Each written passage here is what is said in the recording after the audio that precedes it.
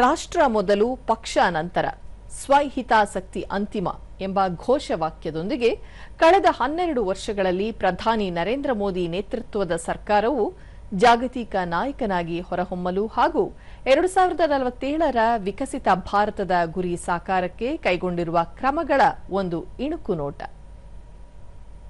ವಿಶ್ವಾಸದಿಂದ, ವಿಕಾಸದಿಂದ ಹಾಗೂ ಜನಕಲ್ಯಾಣದಿಂದ ಎಂಬ ತತ್ವಗಳ ಆಧಾರದ ಮೇಲೆ ಕಳೆದ 12 ವರ್ಷಗಳಲ್ಲಿ ಪ್ರಧಾನಿ ನರೇಂದ್ರ ಮೋದಿ ನೇತೃತ್ವದ ಸರ್ಕಾರವು ರಾಷ್ಟ್ರೀಯ ಭದ್ರತೆ, ಸಾರ್ವಭೌಮತ್ವ ಮತ್ತು ಭಯೋತ್ಪಾದನೆಯ ವಿರುದ್ಧ ಶೂನ್ಯ ಸಹಿಷ್ಣುತೆ ನೀತಿಯನ್ನು ಬಲವಾಗಿ ಪ್ರತಿಪಾದಿಸುತ್ತಾ ಬಂದಿದೆ.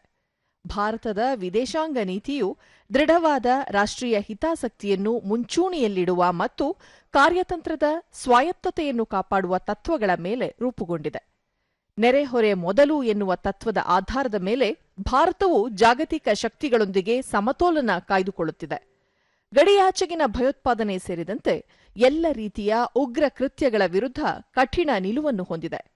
ಭಯೋತ್ಪಾದಕರಿಗೆ ಧನಸಹಾಯ ಮತ್ತು ನೆರವು ನೀಡುವುದನ್ನು ತಡೆಯಲು ಭಾರತವು ನಿರಂತರವಾಗಿ ಜಾಗತಿಕ ವೇದಿಕೆಗಳಲ್ಲಿ ಮತ್ತು ವಿಶ್ವಸಂಸ್ಥೆಗಳೊಂದಿಗೆ ಒಪ್ಪಂದಗಳನ್ನು ಮಾಡಿಕೊಳ್ಳುತ್ತಿದೆ.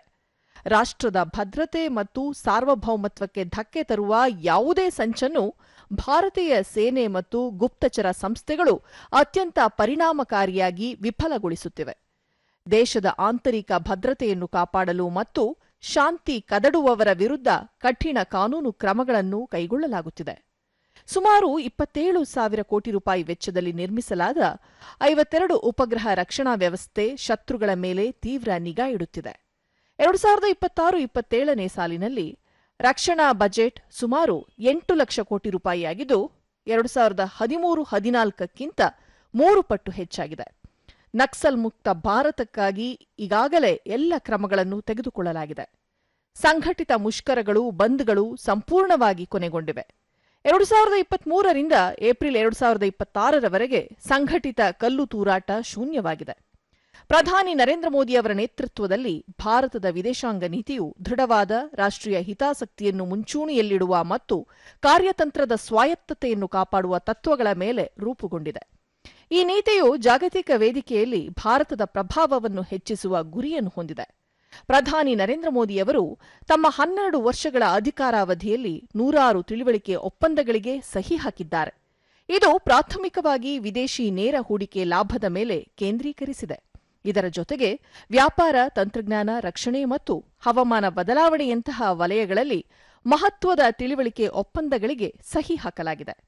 ಈ ಒಪ್ಪಂದಗಳು ಭಾರತವನ್ನು ಜಾಗತಿಕ ಮಟ್ಟದಲ್ಲಿ ಪ್ರಮುಖ ಹೂಡಿಕೆ ಮತ್ತು ಪಾಲುದಾರಿಕೆ ಕೇಂದ್ರವನ್ನಾಗಿ ಮಾಡಲು ಸಹಕರಿಸಿವೆ. ದ್ವಿಪಕ್ಷೀಯ ವ್ಯಾಪಾರ ನಡೆಸಲಾಗಿದ್ದು, ಇದು ನೆರೆಯ ರಾಷ್ಟ್ರಗಳು ಮತ್ತು ಪ್ರಾದೇಶಿಕ ಸಂಬಂಧವನ್ನು ಬಲಪಡಿಸಿದೆ. 2014ರಿಂದ 2025ರವರೆಗೆ ಭಾರತವು 70 ಲಕ್ಷ ಕೋಟಿಗೂ ಹೆಚ್ಚು ಹಣವನ್ನು ವಿದೇಶಿ ನೇರ ಹೂಡಿಕೆ ಮೂಲಕ ಪಡೆದುಕೊಂಡಿದೆ. ಪ್ರಧಾನಿ ನರೇಂದ್ರ ಮೋದಿಯವರ ನೇತೃತ್ವದಲ್ಲಿ ವಿಶ್ವ ಮಟ್ಟದಲ್ಲಿ ಭಾರತದ ಸ್ಥಾನಮಾನ ಏರುತ್ತಲೇ ಸಾಗಿದೆ. ಜಾಗತಿಕ ದಕ್ಷಿಣದಲ್ಲಿ ಅಭಿವೃದ್ಧಿಶೀಲ ರಾಷ್ಟ್ರಗಳ ಪ್ರಮುಖ ಧ್ವನಿಯಾಗಿ ಭಾರತ ಮಾರ್ಪಟ್ಟಿದೆ. ದೇಶದ ಡಿಜಿಟಲ್ ಸಾರ್ವಜನಿಕ ಮೂಲಸೌಕರ್ಯಕ್ಕೆ ಜಾಗತಿಕ ಮನ್ನಣೆ ಸಿಕ್ಕಿದೆ. ಈ ಮೂಲಸೌಕರ್ಯ ಮಾದರಿಗೆ ವಿಶ್ವಾದ್ಯಂತ ಬೇಡಿಕೆ ಹೆಚ್ಚಿದೆ. ಮಾತ್ರವಲ್ಲದೆ ಮಹಿಳಾ ನೇತೃತ್ವದ ಅಭಿವೃದ್ಧಿ ಮಾದರಿಗೂ ಜಾಗತಿಕ ಅನುಮೋದನೆ ದೊರೆತಿದೆ.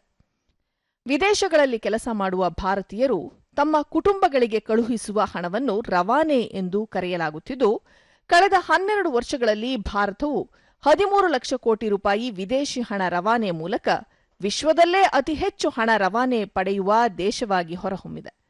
ಕಳೆದ 12 ವರ್ಷಗಳಲ್ಲಿ 30 ಕೋಟಿಗೂ ಹೆಚ್ಚು ಕೋವಿಡ್ ಲಸಿಕೆಗಳನ್ನು ಪೂರೈಸಿದೆ.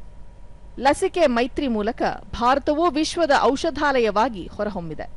ಪ್ರಧಾನಿ ನರೇಂದ್ರ ಮೋದಿ ಅವರು ಇಲ್ಲಿಯವರೆಗೆ ವಿಶ್ವದ 32 ಅತ್ಯುನ್ನತ ರಾಷ್ಟ್ರೀಯ ಗೌರವಗಳನ್ನು ಪಡೆದಿದ್ದಾರೆ.